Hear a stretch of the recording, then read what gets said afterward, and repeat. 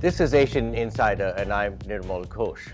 At 2:46 p.m. on the afternoon of the 11th of March 2011, an enormous 6-minute magnitude 9 earthquake occurred about 30 kilometers below the floor of the Pacific Ocean, just east of Sendai in the Tohoku region of Japan. The force unleashed a tsunami few imagined possible. Japan is no stranger to tsunamis and had its defenses, but in most places this tsunami swept right over defensive walls. I arrived a few days later, covering an aid team, and witnessed the aftermath.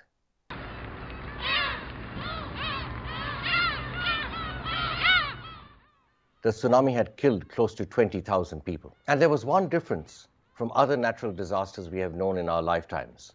The Fukushima Daiichi No. 1 nuclear power plant, located close to the coast, south of Sendai.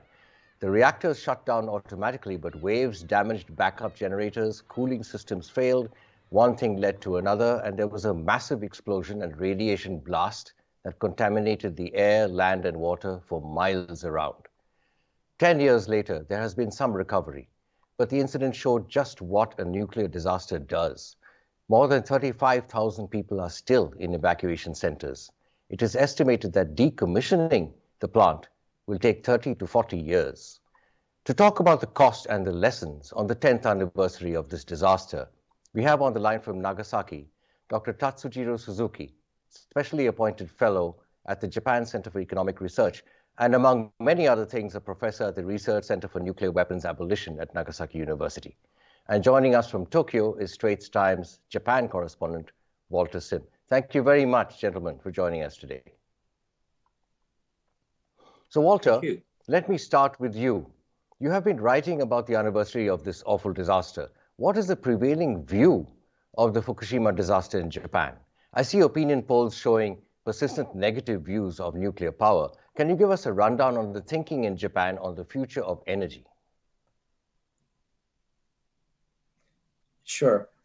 Well, I visited Fukushima just last week for my reporting on the anniversary. And as I was speaking to residents there, there is a sense that, well, residents can return to some parts. The prevailing sense in Fukushima is that, well, reconstruction is still ongoing and that there is still a sense of fear over the potential of nuclear power.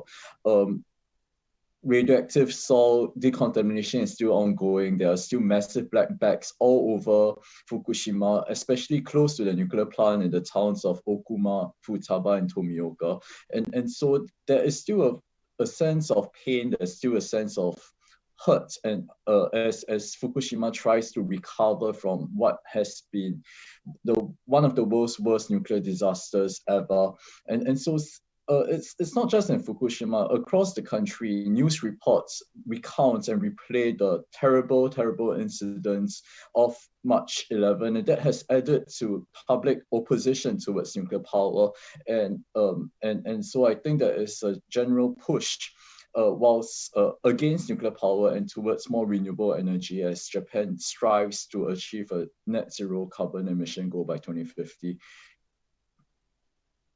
Dr. Suzuki, you have written and said that this fundamentally changed your view of nuclear power, and you have spoken about the social and ethical aspects. Can you elaborate on this, on the impact this had on you as a nuclear engineer? And some still claim the fear has been exaggerated. Can you tell us a little about the psychological impact versus the real impact? And you've also called it a human rights issue, so it's not just about technology and science. Right. We engineers tend to evaluate the risk by probability times consequences, particularly the number of deaths per kilowatt hour. If you measure the risk of nuclear energy by this index, still nuclear power is safe. But I don't think that is only the measure. That is not enough. When I visited Chernobyl and also visited Fukushima, I directly talked with people in Fukushima. My sense is that the impact of nuclear accidents is much, much broader than just number of deaths. Environmental contamination, the family is broken, you lose your job and family, and sometimes all the area that you used to live. And this is just more than number of deaths per kilowatt hour. I also believe that this is social, psychological, and economic costs should be considered, and all of them should be incorporated in the risk assessment, and even ethical issues. And I think that the people from Fukushima can be sometimes discriminated because they were come from a contaminated area. This is similar to the Hibakusha, the nuclear victims, the bomb victims were discriminated during after the World War II. Yes, very unfortunate. Walter, we heard from Fukushima Prefecture Governor Uchibori Masao this week that there are bright signs. There has been progress. The air is cleaner now, atmospheric radiation levels have fallen, produce is deemed safe, and there is potential for robotics, a sort of renewal in that area. But he also spoke of a darker side. As I said earlier, more than 35,000 people are still in evacuation sites. What is your take? Is the glass half full or half empty? I do think that the glass is half full. So as part of Fukushima's revitalisation, it's looking towards renewable energy. And on my trip to Fukushima last week, I saw a lot of solar panels as Fukushima makes a very concerted push towards green, clean energy that, well, it's not nuclear power. But there are still there are still a lot of concerns over in Fukushima with regards to the lasting impact of the disaster. For instance, Fukushima has over the last 10 years tried to rebuild its reputation given the lingering nuclear concerns as well as lingering fears over the safety of the produce. And it's not just outside of Japan, even within Japan, there are still consumers who are reluctant to consume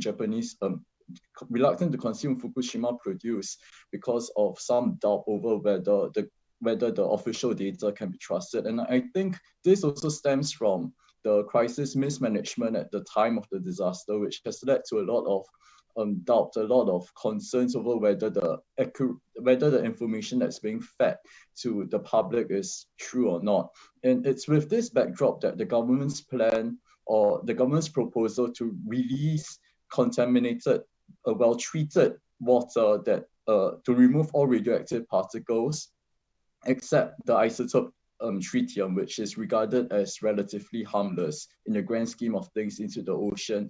There is a lot of opposition against this plan, especially amongst Fisheries Association, because, well, even if the government data proves that the fish is still safe to eat even after the water is released into the ocean, there are fears of this harmful reputation that even Fukushima Governor Uchibori considers the fourth aspect of the March 11 disaster. Dr. Suzuki, you advocate that the Japanese government should consider fundamental changes in its nuclear energy policies. And yet there is also the challenge of the memory of this disaster fading. But this was a wake-up not just for Japan, of course, but for the world, the worst nuclear disaster since Chernobyl. In what direction do you see this going? You have spoken a lot about the recovery of public trust. Do you see any progress on that? Well, right after the Fukushima accident, at that time, the Democratic Party of Japan government tried to incorporate public opinions in the decision-making process. That's one of the reasons that the government decided to phase out nuclear power. But after the government changed, the efforts to incorporating public opinion into the decision-making process has been lost, and it have never happened again. And also, transparency is a key word in restoring the public trust. As Walter said, that releasing so-called tritium-treated water to the sea, typically, technologically speaking, that may be probably the best idea, but unfortunately, transparency is not good enough. So the trust has not been restored. The energy policy after the Fukushima accident, the new government, this government said that we will reduce the dependence on nuclear power as much as possible. But at the same time, they still maintain that the nuclear power is a major power source. And last month, they published a report for carbon neutrality in 2050. They consider nuclear power as a growth sector. So this is the revival of nuclear energy promotion policy, which is probably against the public opinions. So while we have you on Asian Insider, I'm curious as to your views of on a related subject, which is nuclear disarmament.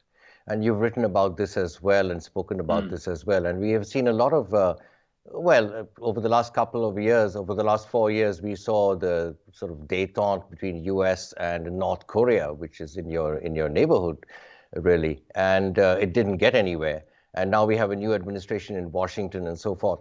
Tell me, what are your views on nuclear disarmament, progress or lack thereof? Well, at present, the bulletin of the atomic scientists show that the doomsday clock is the worst 100 seconds to the midnight.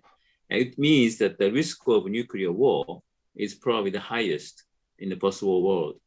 And because the large nuclear weapon countries are going back to the Cold War era, which is that the emphasis on nuclear deterrence and also expanding nuclear arsenals, so-called modernization program is to upgrade the nuclear weapons capability. And also South Asia, Northeast Asia, and the Middle East, the security environment is getting worse. So in general, the situation in nuclear disarmament is very bad. At the same time, we have seen some positive signs, particularly the Treaty of Prohibition of Nuclear Weapons becomes in effect in this January. This is a big step toward the elimination of nuclear weapons. We think this is one step forward to make sure that the nuclear weapon will never be used. I think the moral setting by the law will probably discourage all nuclear weapon countries to use nuclear weapons, or even the threat to use nuclear weapons. So this is a now combination of risk and also positive signs in the nuclear disarmament. Very interesting. And back to another issue which you mentioned just a moment ago, climate change and zero carbon targets and so forth. You have this paradox, as you mentioned, nuclear energy is still part of that mix. What are your thoughts on that? Well, I think in a global sense, it is difficult to achieve the carbon zero by 2050 without nuclear power, probably. But fortunately, that the economics of renewable energy has been much better now, and it's a huge expansion of renewable energy is more than we expected. And also energy efficiency improvement is also more than we expected. So I'm hoping that we could achieve, particularly Japan, can achieve carbon neutrality with or without nuclear power. One big issue is how to set the carbon price. That is an important policy measure to reduce the greenhouse gases. And it has been discussed for a long time in Japan. Now government seems to be serious about introducing carbon prices. That may change the economic structure to reduce the greenhouse gases. Paul, Walter, I'll get back to you for the last question, really, before we run out of time. Sure. Do you detect a sort of general consensus in Japan, in government and in policy circles on this climate change target? Are all the sort of pieces falling into place? Well, yes and no. So I think there is a general consensus towards achieving net zero carbon emissions by 2050. That is a clear vision set by Prime Minister Suga. Well, whether or not he was driven by China's target to set such a similar goal is another question. But I think given that there is a clear vision from the leadership, that people are driven, that has been consensus, be it in the government circles, be it in the business circles, to push towards a net zero carbon emission. But I think the question really is how precisely to get there, given that Prime Minister Suga himself did not lay out any specific direction on that front. So so in this regard, we have, say, the Defense Ministry and the Environment Ministry stating very clearly that they want to push towards 100% renewable energy, but yet the Economy, Trade and Industry Ministry, as Dr. Suzuki has said, has actually indicated nuclear as a growth sector in its Green Growth Strategy report a few months ago. So I think the direction that there's consensus in achieving the target, but there isn't consensus in how to get there. Dr. Suzuki, last word from you on back to the nuclear power issue. I'm curious as to the view from Japan of the Joe Biden administration in the US. One of the first things President Biden did was recommit the US to the Paris Agreement, for example, and climate change. He appointed John Kerry, climate change envoy, and so forth. So climate change is supposed to be a central pillar of policy in the current US administration. Is that going to make a difference globally? Oh, yes, definitely, yes. If the United States is serious about climate change, that would be the key. Along with China, those two countries should take a leadership in reducing greenhouse gases. So it makes a big difference if the US administration is serious about carbon issue, reduction issues. Yes. Dr. Suzuki, Walter Sim, thank you very much for joining Asian Insider this week.